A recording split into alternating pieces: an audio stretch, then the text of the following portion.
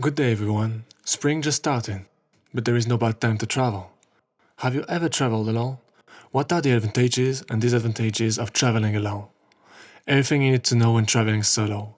First, safety first. One of the top concerns for people planning on solo trip is safety. While it definitely pays to be cautious, it shouldn't stop you from heading off on your next adventure.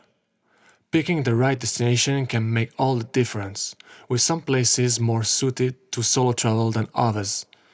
Always make sure to check ahead of time with the CDC and the country's embassy online to ensure you are up to date with their COVID-19 testing and vaccination protocols. Travel insurance is always a good idea, especially with crossing borders, as is keeping family and friends notified of your whereabouts. Apps like Find My Friend have proven popular for this, providing peace of mind for people back home. 2. Talk to the locals. Very often, the key to having a unique and unforgettable experience when taking any type of trip is the willingness to stray from the usual path and sidestep the tourist spot. My favorite feat is to sit at a bar in a restaurant where there are lots of locals and strike up a conversation with the bartender or staff. I ask for advice on what to see, and I usually get great inside tips. Passers-by chime in, and I've ended up traveling with locals in this way. Food lover and cook narrator says. 3. Look for shared housing options. Be open to shared accommodation options, as a single occupancy hotel room can be both expensive and, let's face it, lonely at times. Staying in hostels and Airbnbs are a particularly good way to meet people. I stay in small hotels, B&B, campsites or hostels with only a handful of rooms and guests.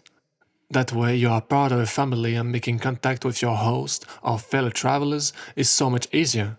After a long day of hiking and exploring, it feels a bit like coming home, explained Catherine Billings. 4. Go your own way. Everyone is different, so picking a trip tailored to your unique personality and interests will be the key to having a good time when traveling solo. To jumpstart your solo adventure, the view above features the best cities for solo travel. 5. Challenge yourself. Boredom and loneliness can happen at times when solo traveling, but finding ways to keep yourself entertained and curious can also lead to you seeing a city in a new way. 6. Try couchsurfing. Another popular choice with seasoned solo travelers is couchsurfing, a networking site that connects local and visitors in cities around the world. Hosts can offer a couch or a spare room, and members can meet up for events.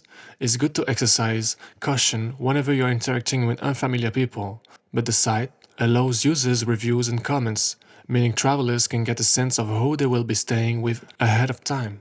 7. Take your time. Solo travel means ultimate freedom. Embrace it and take things at your own speed. One day you may feel inspired to go sightseeing, while another may call for a slower pace. The joy is making the decisions yourself. The downside of visiting a museum with friends is trying to match their pace as you pass through the galleries. When I travel solo, I embrace the freedom of being alone and grab the museum audio guide. The headphones might look silly, but it allows me to learn more about the things I'm really interested in and spend as much time as I want on exactly what I want, says Lonely Planet staffer Alex Butcher. 8. Join a tour.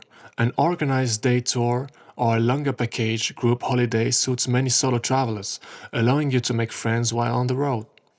That's the end of our lesson. If you would like to know more about English, you can check us out at aclas.sk.